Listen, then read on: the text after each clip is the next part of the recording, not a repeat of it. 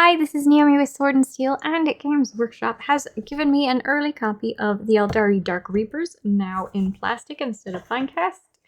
The Eldari Guardians, the new Eldari Warlocks, and the new, no longer fine cast Eldari Mogan Ra. But on top of that, we're also going to be checking out the models in the Eldritch Omens for the Eldari side today, so that we can look at all of these various models up close to see exactly what they look like underneath their paint, as well as check out the different options you have on building them and any issues I may have uncovered when I was assembling them, which really wasn't very much, but I will touch on each one as I'm going through.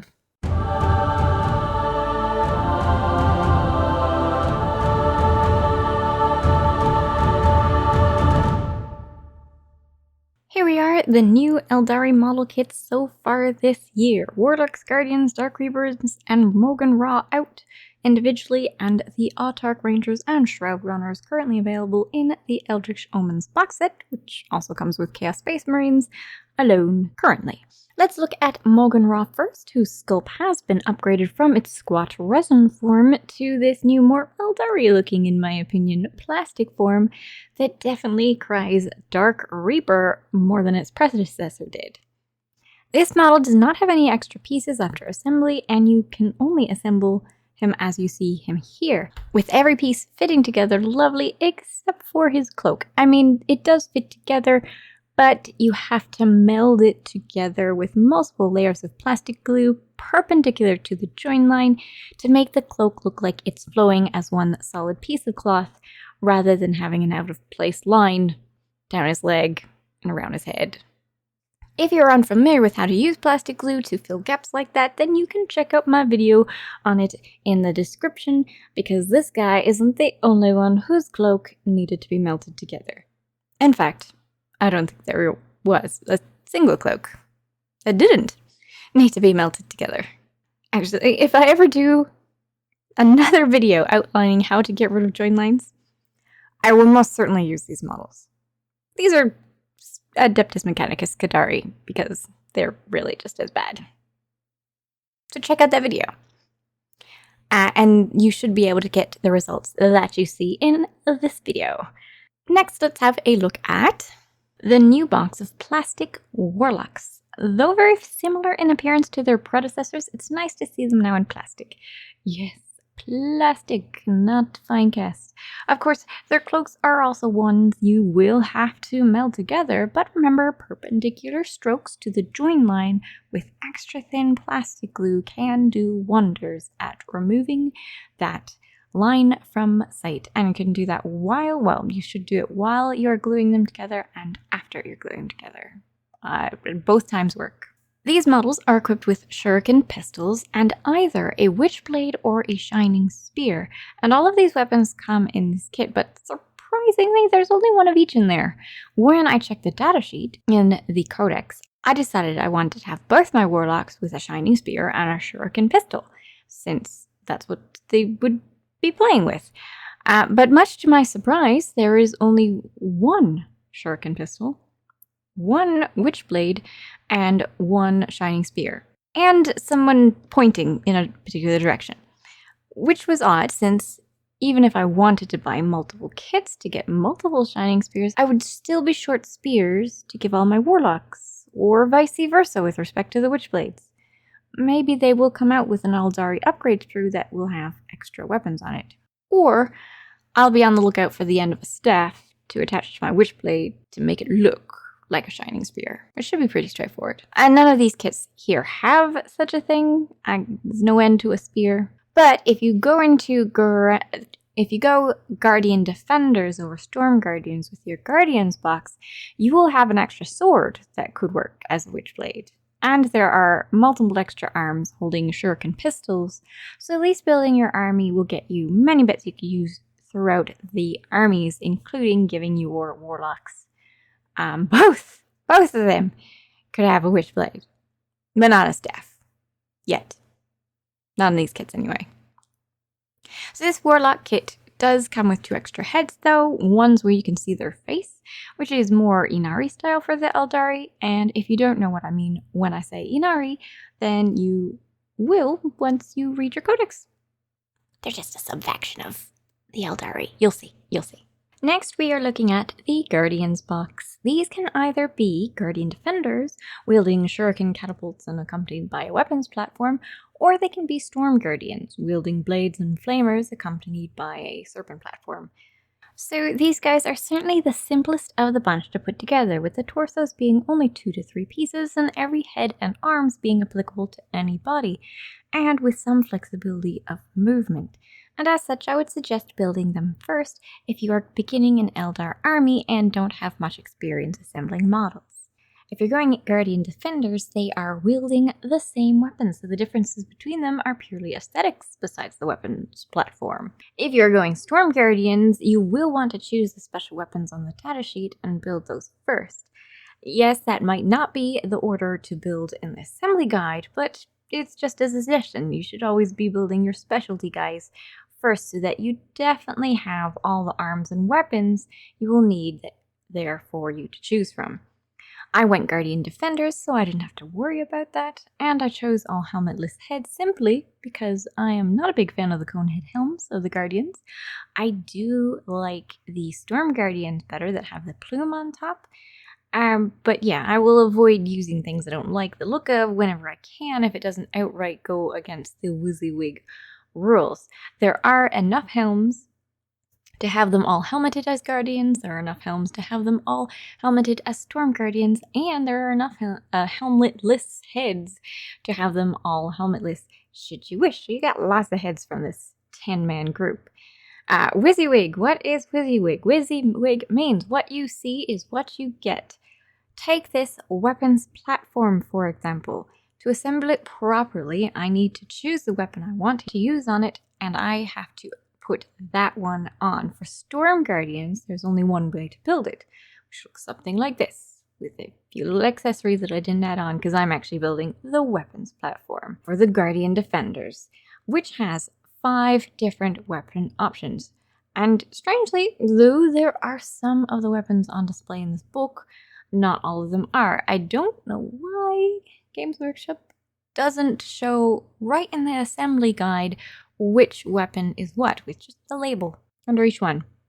That would be so cool, and or at least have it in the codex, which it doesn't have. But have no fear, I have most likely figured out which one is which. The Guardian Defenders weapons platform has the option to it has a shuriken cannon, all right, or it can have a Aeldari missile launcher, a bright lance, a scatter laser, or a star cannon.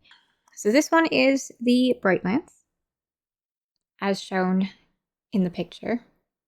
There's your bright lance. It'll look like this on your thing. There's the bright lance. It's 10 points, but I like the power it punches. This one, my best guess suggests that this is the scatter laser.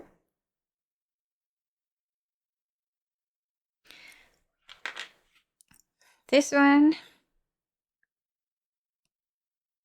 I like that, is the shuriken cannon.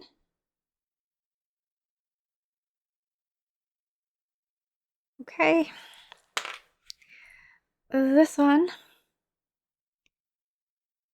is the Eldari missile launcher. And this one is the star cannon.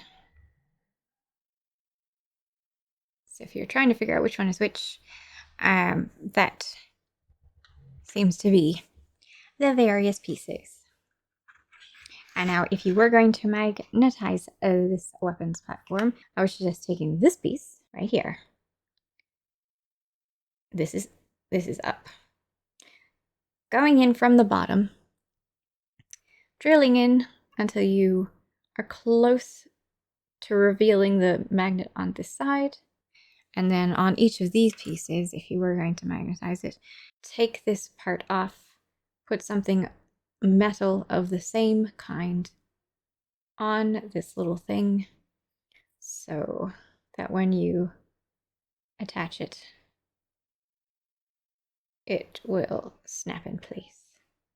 One last tip for assembling these guardians is to attach the left arm not holding the weapon to the torso at the shoulder before you attempt to attach the weapon and the other arm to that same torso. I found doing it in that order, non-weapon arm followed by weapon arm, was by far the easiest way of assembling the arms without anything gluing in the wrong place or in the wrong orientation. You'll find it yourself pretty quickly. I definitely suggest that. Now, for the Dark Reapers, it's actually the opposite, where due to the weight of the gun's plastic, you actually want to attach the non-weapon arm directly to the gun. It will attach at the wrist, and then while it's tacky but not completely dried, you attach both arms at the shoulders at the same time to that model's torso. Okay, so the Dark Reapers come as either 4 Dark Reapers and 1 Dark Reaper Exarch, or 5 Dark Reapers, whichever you prefer. The regular Dark Reapers only have 1 weapon option. It is the Exarch that has multiple different weapon options, all of which are present in this kit. Also, each model has an alternative Aeldari head option where you can see their face instead of this full scully helm option. The Exarch also has 3 unique head options so you can tell them apart from their other regular members. These guys look really nice. I like the look of them. I mean, I'm not that keen on the helmets, but I'm not keen on most Eldar helmets. But yeah, overall, I like the look of them. I do like these new Eldari Shroud Runners because I like the look of their vehicles, which are duplicates of each other, perfectly normal for a vehicle, and each of the riders are unique and lovingly sculpted. And since these guys came from the Eldritch Omens box set currently, even if I can't get away with using their sprue alone to avoid the cone heads, I don't actually mind cone heads under hoods, that's fine. I could grab extra heads from the Ranger sprues in the box and use them on these instead.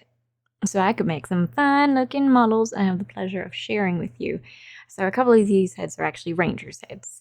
There aren't enough to make everyone fully helmeted, but hey, if you get Guardians, then you'd have plenty of helms to go around.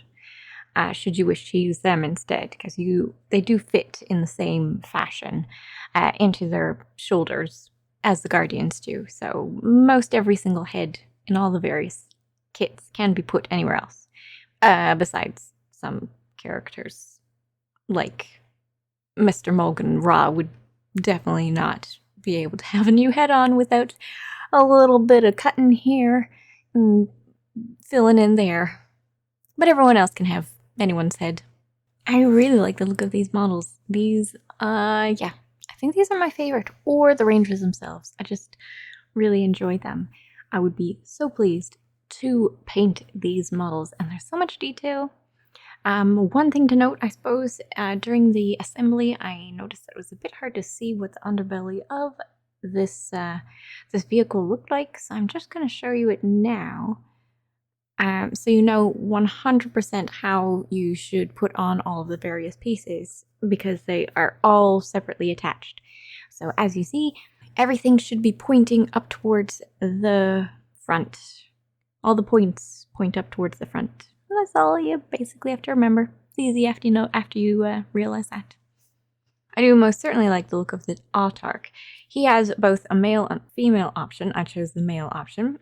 And that is completely based on the torso piece that you choose. There are 3 various head options, but the helmetless one is male, and the other 2 being variant helmet options, you can be male or female. There are also extra weapons options, and though they do not tell you which option or where gear is which, again, I have worked out that the weapon I have attached to him is the Reaper Launcher, And the Starglaive and the weapons still in the sprue are a shuriken pistol, death spinner, dragon fusion gun, and scorpion chainsword. Also on his back is the war gear option, the autarch jump generator. The backpack option still on the sprue is just a banner. It doesn't necessarily represent anything. In functional terms, that's an option you could go with if you didn't want to give him the autarch jump generator. What's missing from this sprue are some other options and weapons that he could have, but he doesn't in this kit, which are the Howling Banshee Mask, the Banshee Blade, the Swooping Hawk Wings, and a Fusion Pistol. But he has everything else, so you may need to be searching those out in other kits if you want to have him equipped just as he would be on the battlefield. Lastly, in the Eldritch Armament set, we have the new Eldari Rangers. I very much like the look of these models as well, and they have more than enough heads than you need for the 5 models here to create. I used my favorite heads, being the ones with the hoods, and they are all functionally carrying Ranger long rifles and shuriken pistols, so beyond those extra heads, there isn't much extra in the way of bits. You have the optional war gear of including a Gloomfield or a wire weave net, which look pretty much the same when you build them. I honestly don't know which is the Gloomfield and which is the wire weave net. I intended to build the Gloomfield on this one because it looked, this looks more Gloomfieldy than the other one, but I could be completely wrong. I think you could get away with either, as long as you tell your opponent what you're using, and honestly, if someone was like, that is not a Gloomfield, that is totally a wire weave net, what are you doing? I'd be like, okay, I'll just use a wire weave net. Or get more Rangers, because I definitely like the look of the Rangers, and would be absolutely using more than just 5. Anyway, these 2 have to have their cloaks fixed, but it isn't so bad since the join line is generally in a crease of the cloak, helping to make it disappear when you use glue. For assembling the arms to the torso, I would attach the arm with the weapon first, since you have the space to attach the non-weapon arm low and then rotate it up to fit where it belongs. It connects at the wrist. And then you can add a bit more plastic glue to the joins as needed. And that's the new model so far. Thanks for watching. I hope you enjoyed. Like and subscribe if you did. Your craft world rules will be in this Codex Eldari book. Everything that you need to play Eldari will be in this book, and Inari and Harlequins, currently up-to-date rules, will be in this book, the Codex. But if you wanted to do a craft world called Altanzar, the lore is in here, but there's some extra rules for you to play it in this codex, White Dwarf, which is in issue 473. If you wanted to play it, it also has the color scheme for that craft world in there as well, so just an option. Alright, thanks for watching, bye! Just in case you didn't understand what I was talking about, I've got here the Dark Reaper that I was assembling, and as you can see, his hand is attached as one piece, but the rest of his arm is not attached. So I attached that hand as best I can. It's not perfectly clear how it goes. Most every piece in these kits has one solid location as to and orientation as to how it's supposed to be, besides the Guardians, which have some flexibility, but it's flexibility that's pretty easy to work with. So while it's tacky, and it will fall off if I take too long, but while it's tacky, I'm attaching the arms to the torso, and I'm not actually adding that much plastic glue. It's just enough so that it will stick, so I can position everything correctly, which I'm of course having a bit of difficulty doing, but it should, yeah, fall right into place. There's a bit of an indentation so that it'll fall right into place. And now that I have it positioned properly, that is when you want to go back and add a bit more plastic glue to any of the joins that you need to position it well. Just if you don't do it this way, you might find yourself having a lot more difficulty than you need. But the Elder Rangers and the Elder Guardians are a bit different. They want to have their non-weapon arm attached to the torso first, while this one wants to have its non-weapon arm attached to the gun first. That's all. Hope it helps. Happy assembling!